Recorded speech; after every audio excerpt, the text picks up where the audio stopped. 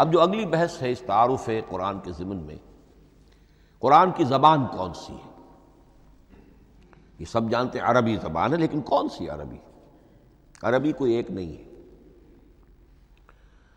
جیسا کہ آپ کو معلوم ہے کہ ایک زبان ہوتی ہے تو اس کے ڈائلیکٹس ہوتے ہیں۔ پنجابی زبان کے نہ معلوم کتنے ڈائلیکٹس ہیں، بنگلہ زبان کے نہ معلوم کتنے ڈائلیکٹس ہیں، پشتو کے کتنے ڈائلیکٹس ہیں۔ عربی زبان کے اس وقت پورے عالم عرب کے اعتبار سے تو دیکھیے تو ہر ملک کا جو ہے اپنا لہجہ ہے اور ان کے اپنے انداز ہے۔ تو خود نزول قرآن کے وقت بھی پورے جزیرہ نمائے عرب میں کوئی ایک زبان نہیں تھی، زبان ایک تھی لیکن اس کے لہجے مختلف تھے، الفاظ مختلف تھے۔ تو یہ جان لیجئے کہ قرآن نازل ہوا ہے حجاز کے بادیہ نشینوں کی زبان میں۔ وہ اصل عربی زبان حجازی قوم سمجھتی تھی، شہری زبان نہیں، دیہاتی زبان۔ یعنی کہ شہروں میں دوسرے ملکوں کے لوگ آتے جاتے رہتے تھے، خاص طور پر مکہ مکرمہ جو ہے وہ تو چونکہ ایک بہت بڑا تجارتی مرکز تھا۔ لإلاف قریش ایلافہم رحلۃ الشتاء والصیف فلیعبدوا رب ھذا البیت۔ ان کے قافلے جاتے تھے، آتے تھے، دوسرے تاجر بھی آتے تھے، تو ظاہر بات ہے کہ شہروں کے اندر تو پھر زبان جو ہے وہ مکسڈ ہو جاتی ہے، خالص نہیں رہتی۔ یہی وجہ ہے کہ قریش کے جو شریف گھرانے تھے، اونچے گھرانے تھے، وہ اپنے بچوں کو صحرا میں بھیج دیتے تھے کہ ان کی پرورش وہاں ہو، وہاں وہ خالص عربی زبان سیکھیں، ان کی زبان جو ہے پولیوٹڈ نہ ہو۔ تو بادیہ نشین حجاز کے، نجد کے نہیں، حجاز کے بادیہ نشین، ان کی زبان میں قرآن نازل ہوا ہے۔ یہ آیتیں اس سے پہلے بھی سامنے آ چکی ہیں سورہ زخرف کی، اِنَّا جَعَلْنَاهُ قُرْآنًا عَرَبِيًّا لَعَلَّكُمْ تَعْقِلُونَ۔ ہم نے اس اپنے کلام قدیم کو عربی زبان کا جامہ پہنایا ہے۔ اِنَّا أَنزَلْنَاهُ قُرْآنًا عَرَبِيًّا، یہ سورہ یوسف کی آیات، ہم نے اتارا ہے اسے قرآن عربی بنا کر، قرآنًا عربیًّا لَعَلَّكُمْ تَعْقِلُونَ۔ سورہ زمر میں قرآنًا عربیًّا غیر ذی عوج، یہ عربی مبین میں ہے، صاف ستھری دھلی ہوئی عربی زبان جس میں کہیں کوئی ٹیڑھ نہیں ہے، کوئی ایچ پیچ نہیں ہے۔ اور یہی پھر سورہ کہف میں جو ایک ترانہ حمد اللہ نے ہمیں سکھایا ہے کہ میرے اس انعام عظیم پر میرا شکر ادا کیا کرو، تو کن الفاظ میں الحمدللہ الذی انزل علی عبدہ الکتاب ولم یجعل لہ عوجا۔ تو یہ عربی مبین جو ہے اگرچہ اصلاً ہے بادیہ نشین حجاز کے، البتہ یہ کہ عرب کے دوسرے قبائل کے بھی ان کی زبانوں کے بعض الفاظ اس میں آئے ہیں۔ اس سے آگے بڑھ کر یہ کہ بعض معرب الفاظ بھی ہیں، ہندی زبان کا کوئی لفظ اس نے عربی کا جامہ پہن لیا، فارسی زبان کا کوئی لفظ اس نے عربی کا جامہ وہ بھی قرآن میں بعض ہیں، استثناءات ہیں یہ۔ جیسے سنگ گل، یہ فارسی زبان کا لفظ ہے، سنگ گل، وہ سجیل بن کر قرآن مجید میں آ گیا ہے۔ حجارۃ من سجیل، یہ جو الم تر کیف فعل ربک باصحاب الفیل سورہ فیل میں ہے، سنگ گل کا سجیل بنا۔ اس طرح کے کچھ اور الفاظ بھی ہیں، لیکن یہ سمجھیے کہ ایکسیپشنز پروو دی رول، یہ استثناءات ہیں، قاعدہ اپنی جگہ پر قائم رہے گا کہ یہ حجاز کے بدوؤں بادیہ نشینوں کی جو زبان تھی اس میں قرآن نازل ہوا ہے۔ اس قرآن کے بارے میں، اس کی زبان کے بارے میں جو چند پہلو سامنے رہنے چاہیے، فصاحت اور بلاغت کی معراج۔ یہ میں بعد میں قرآن کے وجوہ اعجاز پر جب بحث کروں گا کہ یہ کس کس اعتبار سے معجزہ ہے، تو وہاں زیادہ تفصیل سے یہ بات آئے گی کہ عربی زبان کی فصاحت اور بلاغت کی معراج ہے۔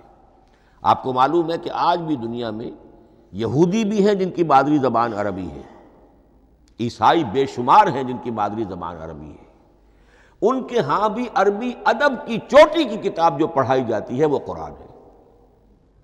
یہ انہیں ماننا پڑتا ہے کہ عربی ادب کی جو آخری کتاب ہے، چوٹی کی کتاب ہے، وہ یہی ہے۔ یہودی بھی پڑھائیں گے، جیسے آپ انگریزی زبان پڑھنی ہے، سمجھنی ہے، تو شیکسپیئر کے بغیر آپ کیسے سمجھیں گے؟ اب وہ تو ایک سٹینڈرڈ ہے۔ اسی طریقے سے یوں سمجھیے کہ عربی زبان عربی ہونے کے اعتبار سے کلام اللہ ہونا اس پر ان کا ایمان نہیں ہے، لیکن یہ کہ عربی زبان کے اعتبار سے اس کی فصاحت اور بلاغت کا لوہا وہ مانتے ہیں۔ پھر اس میں ایک خاص ملکوتی غنا ہے، ڈیوائن میوزک، صوتی آہنگ ہے، عذوبت ہے، مٹھاس ہے۔ لاہور میں ایک صاحب ہیں جو پروفیسر ہیں فونیٹکس کے پنجاب یونیورسٹی میں، وہ کہتے ہیں میں ثابت کر سکتا ہوں کہ جتنے بھی آج دنیا میں اصول ہیں صوتی، یہ خود اپنی جگہ ایک بہت بڑی سائنس ہے، اس کے اعتبار سے میں ثابت کر سکتا ہوں کہ بلند ترین موسیقی قرآن مجید میں ہے، ملکوتی غنا۔ اسی لیے قرآن مجید کو اچھی سے اچھی آواز میں پڑھنے کی تاکید آئی ہے۔